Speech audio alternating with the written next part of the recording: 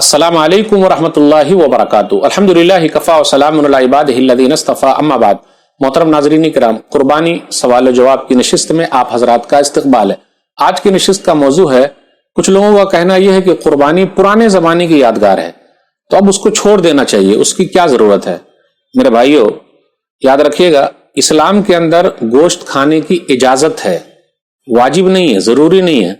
इसलिए कुछ लोग ये कहते हैं कि मुसलमान लोग गोश्त खाते हैं इसलिए उसके ऊपर असर हो जाता, तो कहीं कहीं आप देखिएगा गोश्त के ऊपर, बीफ के ऊपर बैन लगा दिया कि भाई जेल में नहीं देने का, क्योंकि उसका असर हो जाता है।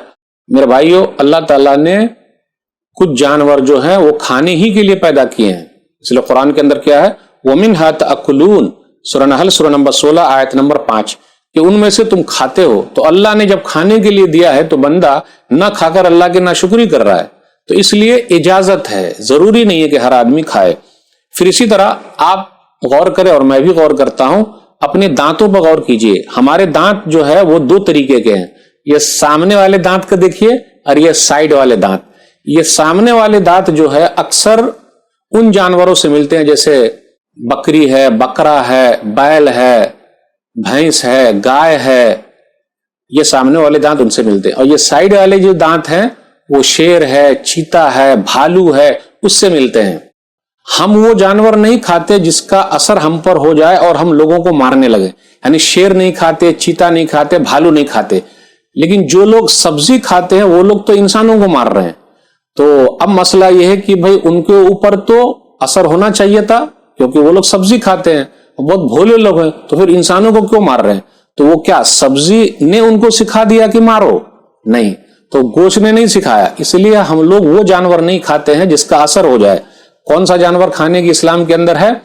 वो जानवर है जो भोले भाले हैं, सीधे साधे हैं, उसके बारे में जिक्र है।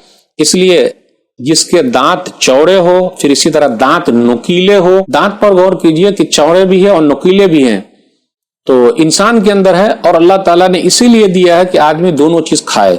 ये चौड़ा वाला है तो सब्जी के लिए रख लीजिए, जिस तरह छोटे जानवर हैं घास खा रहे हैं तो ये सब्जी के लिए हो जाएगा।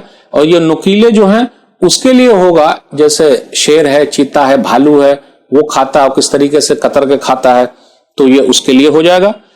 हम और आप गौर करते हुए चले, दूसरे धर्म की किताबों के अंदर भी गोश्त खाने के लिए क्या परमिशन मिलती है, इजाजत है क्या?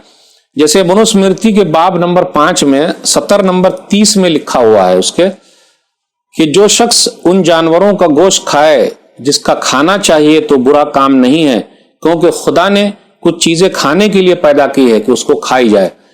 खाने के लिए पैदा किया और कुछ लोगों को पैदा किया कि उस चीज को खाए। अब गौर करते हुए चले, साइंस ने यह भी कहा है कि जो पौधे हैं, सब्जी जो लोग खाते, बोलते हैं हम तो सब्जी खाते हैं, तो ये पौधे के अंदर भी जिंदगी है। तो अगर हम और आप सब्जी काटेंगे तो गोया कि हम उनको मार रहे हैं, फिर मना हो जाएगा। फिर इसी तरह आप देखिए, दुनिया के अंदर जानवरों की तादाद बहुत ज्यादा है, लेकिन याद रखिएगा ये सिर्फ परमिशन है। कोई गोश्त नहीं खाया मुसलमान रह सकता है, पक्का मुसलमान होगा, जरूरी थोड़े ना कि नहीं गोश्त ही खाना चाहिए। इसलिए कुछ लोग कहते हैं कि जब तक गोश्त नहीं खाएंगे तो मुसलमान नहीं रहेंगे। ऐसी बात बिल्कुल नहीं है, बगैर गोश्त खाए भी हम मुसलमान रह सकते हैं। परमिशन है, इजाजत है, जिसका दिल चाहे खाए, जिसका दिल ना चाहे ना खाए, कोई हरज की बात नहीं। हाज़मा इंदी वल्लाहु आलम बिस्सवाब। वस्सलामु अलैकुम वरहमतुल्लाहि वबरकातुहू।